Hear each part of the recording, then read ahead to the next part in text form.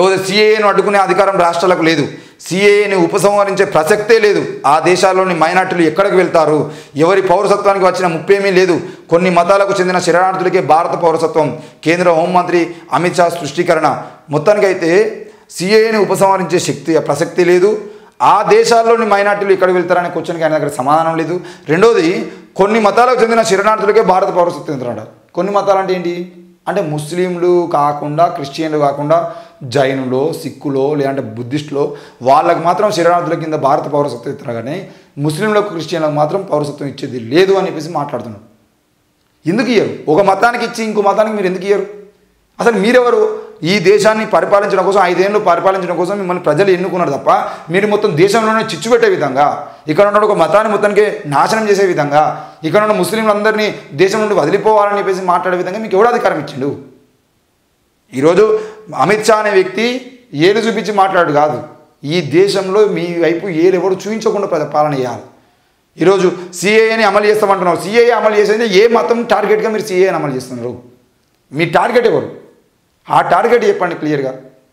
ముస్లింలు మాత్రమే మాకు అంతంటే మీరు సిఏ అని పేరు ఎందుకు పెట్టుకోవాలి? మొత్తం ముస్లింలను బైకాట్ చేశారని పథకం అని చెప్పేసి పేరు పెట్టుకుని దానికి. సిటిజన్షిప్ అంటే ఈ దేశంలో ఇప్పటి వరకు ఉన్న వాళ్ళందరికీ సిటిజన్షిప్ ఇవ్వండి.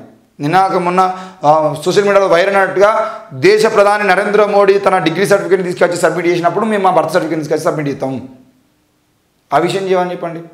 మీరేమో ఛాయ అమ్మినట్టు ఆధారాలు ఉండవు, మీరేమో డిగ్రీలు చదివినట్టు ఆధారాలు ఉండవు. అసలు మీరు ఈ దేశానికి సంబంధించిన విషయంలో మీరు చెప్పిన మాటలన్నిటికీ ఆధారాలు ఉండవు.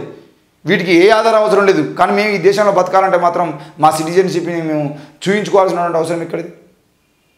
ఆ విషయం చెప్పండి. కేంద్ర హోంమంత్రి అమిత్ షా స్పష్టం చేసినట్ట ఈయన సిఏను అమలు చేసేటువంటి అమలు చేసుడే వేరే ముచ్చటే అని చెప్పేసి మాట్లాడుతున్నాడు. ఎవదే అవును ఫోన్లు ట్యాపింగ్ చేశా, ఉన్నతాధికారుల ఆదేశాల మేరకే అలా చేశా. విచారణలో ఎస్ఐబి మాజీ డిఎస్పీ ప్రణీత్ రావు వెల్లడి. ప్రణీత్ రావును వారం రోజుల కస్టడీ కోరుతూ నాంపల్లి కోర్టులో సిట్ పిటిషన్.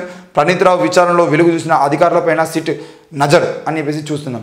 అధికారులే ఉన్నది భయ్, నాకు అర్థం కాదు. ఇంకా ప్రణీత్ రావు అనే వ్యక్తి క్లియర్గా ఫోన్లు ట్యాపింగ్ చేసిండు. ఎవరి ఫోన్లు ట్యాపింగ్ చేసిండు?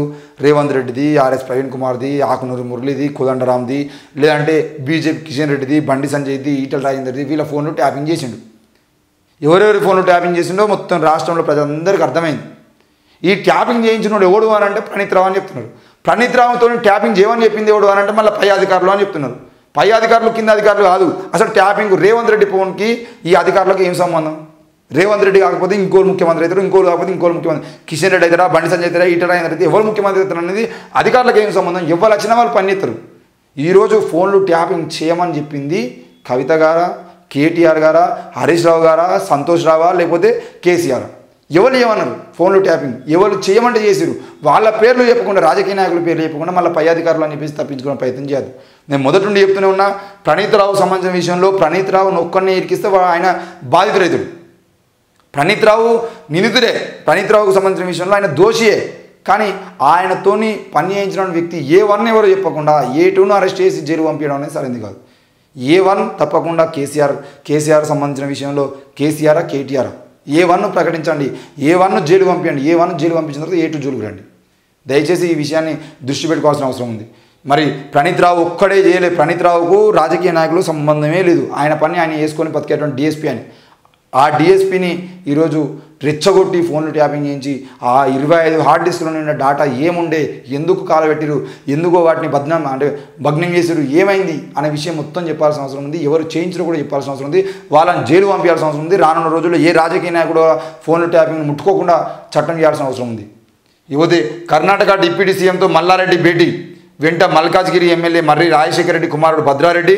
బెంగళూరులోని ఓ హోటల్లో DK శివకుమార్తో మంత్రాలు. ప్రైవేటుగా కలిశారన్న మాజీ మంత్రి మల్లారెడ్డి.